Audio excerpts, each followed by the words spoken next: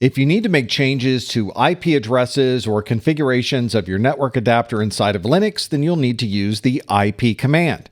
From here, you can enable an interface, disable an interface, or make changes to the configuration of your network settings. To view your current IP configuration, you can use the IP address command. This shows you a breakdown of IP addresses separated by the interfaces inside of your Linux device. If you want to view routing tables, you can use IP route.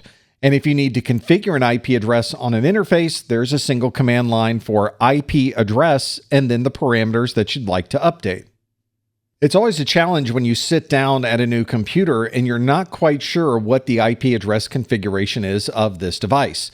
So on this Linux machine, we will use the IP address command, and it shows us that there are two separate interfaces on this device. Interface 1 is a loopback address, and it shows all the loopback address information. Since this is a loopback address, it will always have an address on the 127 network, and the default IP address for most devices is 127.0.0.1. There's also a second address. This is the primary Ethernet adapter on this device. This is adapter ENP0S5, and it has an IP address of 10.211.55.20 with a subnet mask of /24. The broadcast address is 10.211.55.255, and you can view MAC information here. There's also IPv6 information displayed as well. If there are multiple adapters inside of this computer, we will see the IP address configuration for each of those by running the IP address command. If you're a system administrator of other operating systems, then you're probably already familiar with the ping command. Ping command is an almost universal command that's used across many different operating systems to be able to query a device across the network and see if you can get a response. This is usually one of the first things you do when you're troubleshooting the network. You use the ping command to see if you can get a response from that remote device.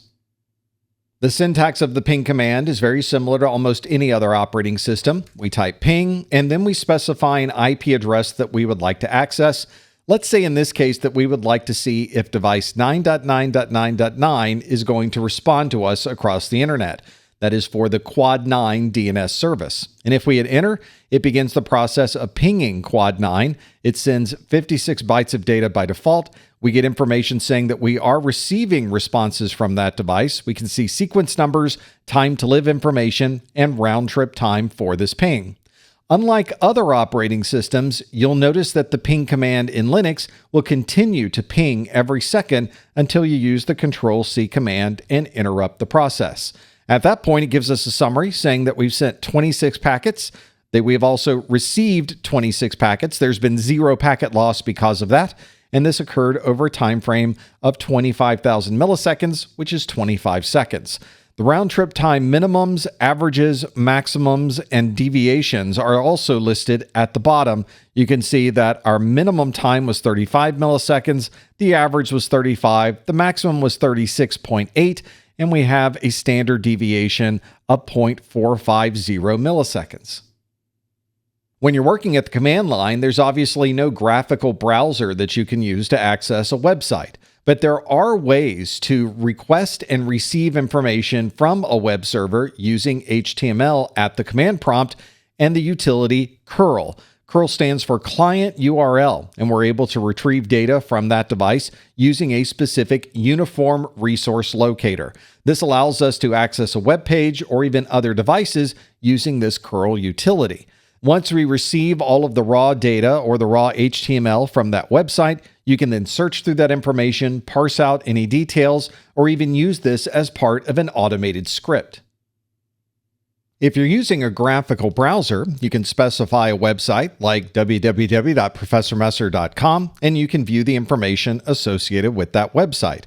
But at the command prompt, there is no graphical browser, so we will use the curl command, and I will specify www.professormesser.com, and the information that we receive in the terminal screen is the raw HTML that would normally be rendered by your graphical browser. But since we have access now to the raw HTML, we can search through this data, we can parse information, we can look and see what may be really being transferred across the network, and this shows us a raw data view of the entire web page. When you're troubleshooting network problems, you might also be troubleshooting issues communicating to a DNS server. One way that you can run commands to see what type of response you would get from that DNS server is to use the dig utility. If you're a Windows user, then you're probably familiar with NSLookup. The dig command is very similar to the functionality of NSLookup, although the resulting output is slightly different. Let's use dig to find the IP addresses associated with my website. We'll use the dig command, and then we'll specify www.professormesser.com, and we'll hit enter. And when we do that, it gives us a series of output messages associated with our request. The first is the dig version that we're using, and you can see that we're using this to find www.professormesser.com. It tells us that the request that we made, or the question that was posed, was for that fully qualified domain name, and by default, I was asking for the internet address. That's the IN and the A associated with that question. The next section is the answer section, and you can see that there are 3 separate IP addresses that were returned from the DNS server. ProfessorMesser.com can be found at 104.22.72.108, 172.67.41.114, and 104.22.73.108. By design, there are multiple points of presence on the internet that will allow you to connect to our web server. So depending on where you are in the world, you may have a different IP address. And occasionally you will see more than one IP address resolved to a single fully qualified domain name, and that's provided for redundancy. If you're not able to connect to the first IP address, there are 2 other IP addresses that will get you to www.professormesser.com. Earlier, we were able to ping the Quad 9 DNS server across the internet. To be able to communicate to that server, we had to hop through a number of different routers between my device and the Quad 9 servers.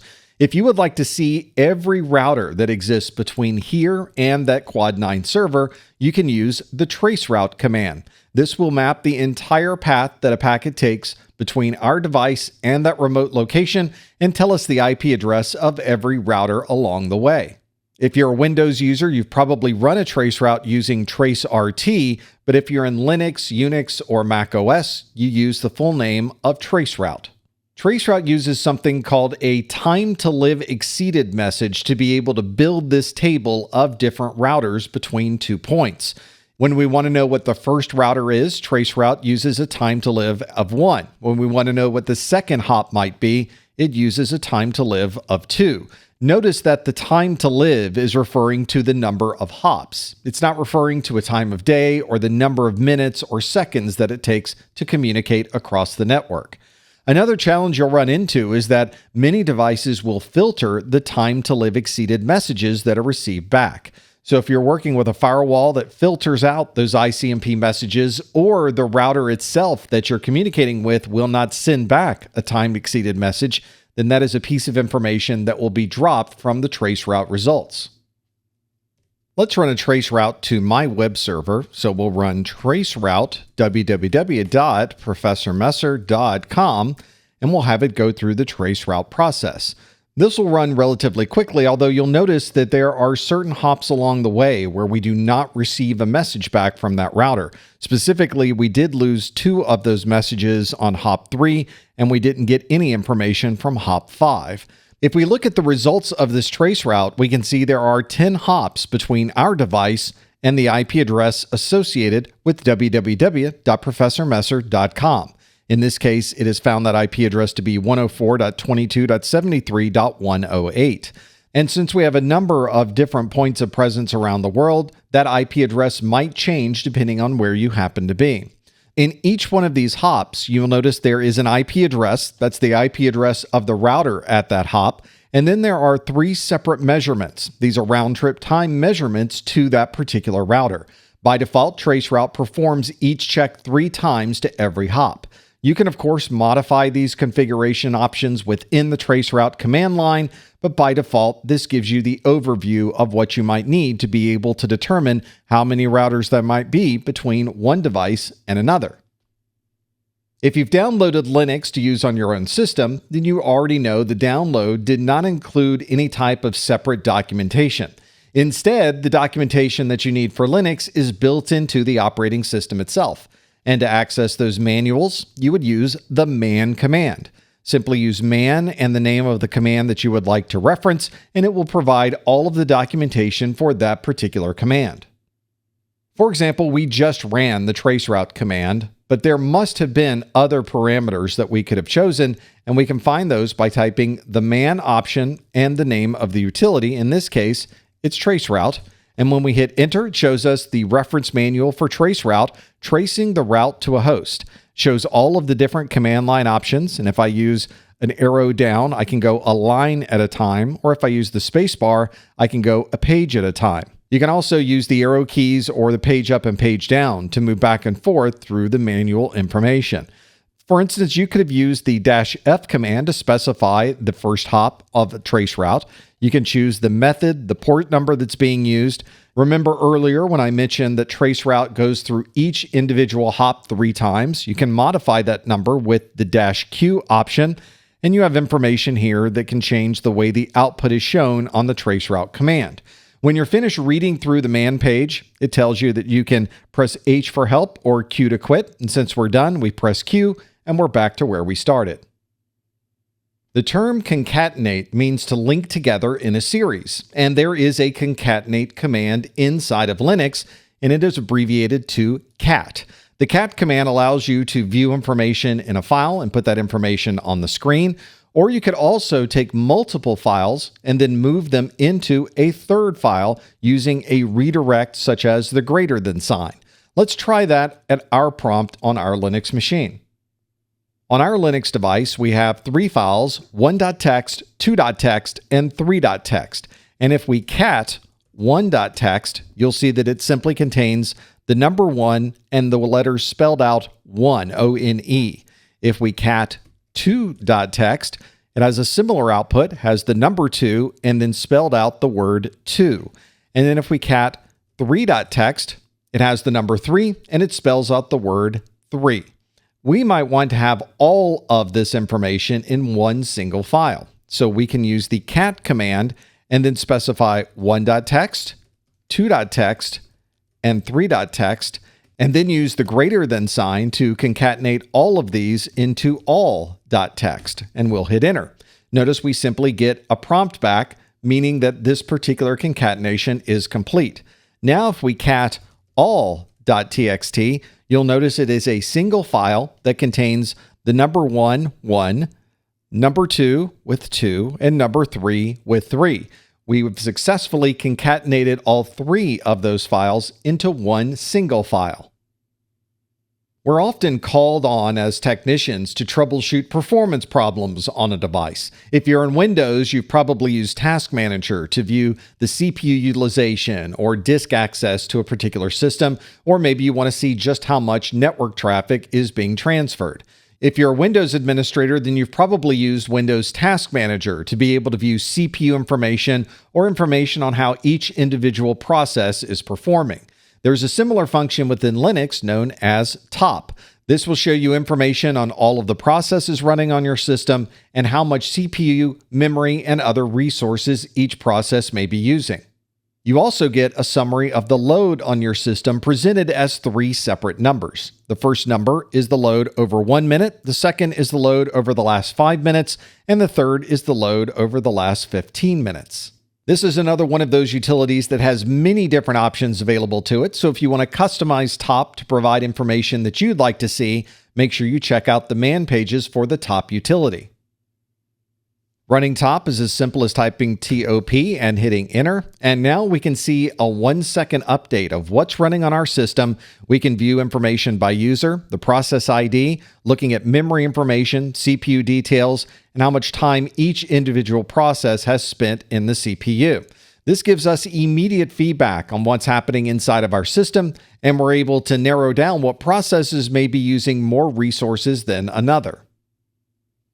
If you would prefer a single text-based output of all of these processes, you can view that using the PS command.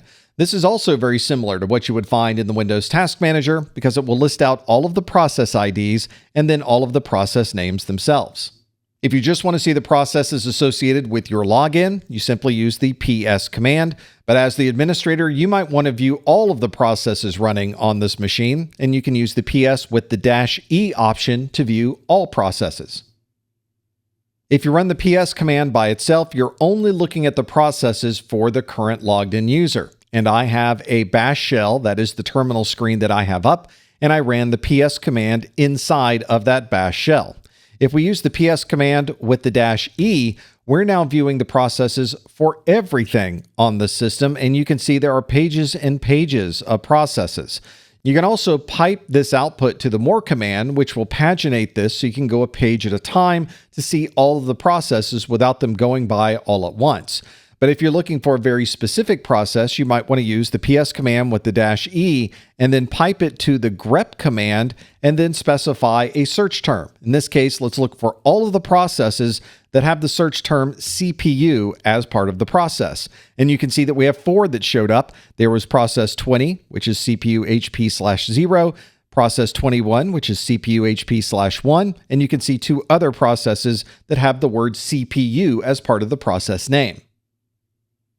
If you're like me, you probably don't have a lot of free drive space on your computer, and if you're planning to perform an update or you want to install a new application, it might be good to see if you have enough space to be able to perform that function. In Linux, the way that we view this is with the df command. That stands for disk free, and it will show us all of the file systems and how much space might be available on each file system.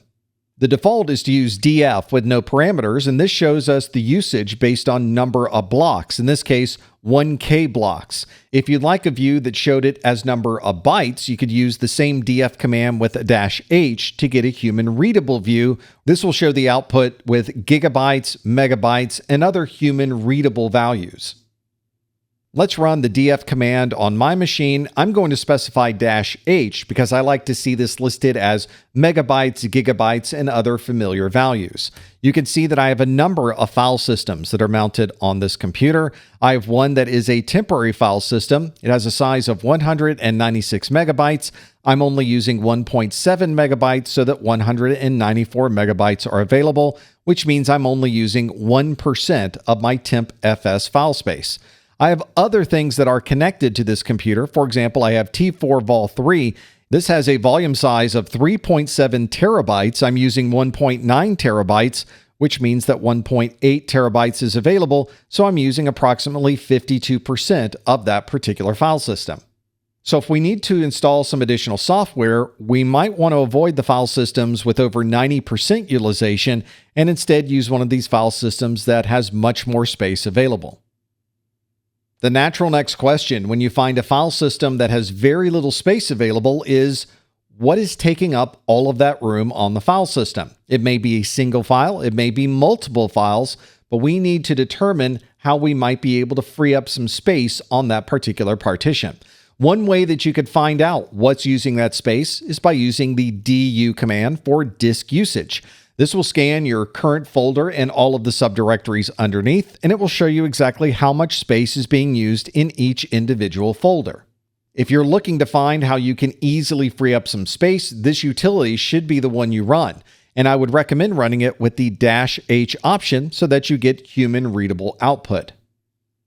I'm going to run the du command with that -H option. I'm going to pipe the whole thing to more so that you can get an idea of just how much information is shown to the screen. And it starts going through the local directory and finding all of the files that are stored in that local directory. This starts going through all of the individual directories on a particular system, one by one, and provides you with a summary of how much space is being used.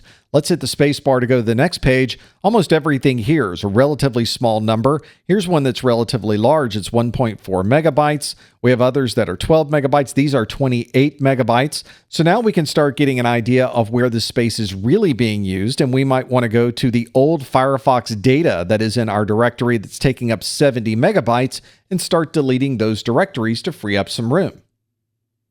A lot of the configurations in Linux are stored in text files, and if you need to modify or change an application or something in the operating system, you need to modify that text file. Fortunately, Linux comes with a number of different text editors. One of the more popular is Nano. This is a full-screen text editor, and you can run it in your terminal screen. You may find that Nano is already installed in your current Linux distribution, or you can install it using the package manager on your system.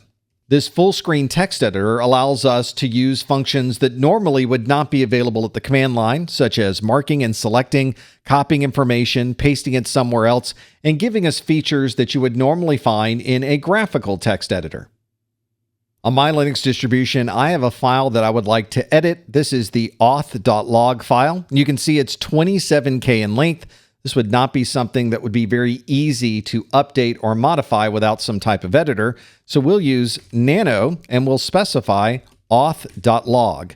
This brings up a full screen editor. And if you've done any type of editing from a graphical editor or full screen in Linux, this should be very familiar to you. You can move around with your cursor keys. You can type in at any of these prompts, and you have commands across the bottom where you can save the file, get additional help, copy, cut, replace, and perform other functions inside of this text editor.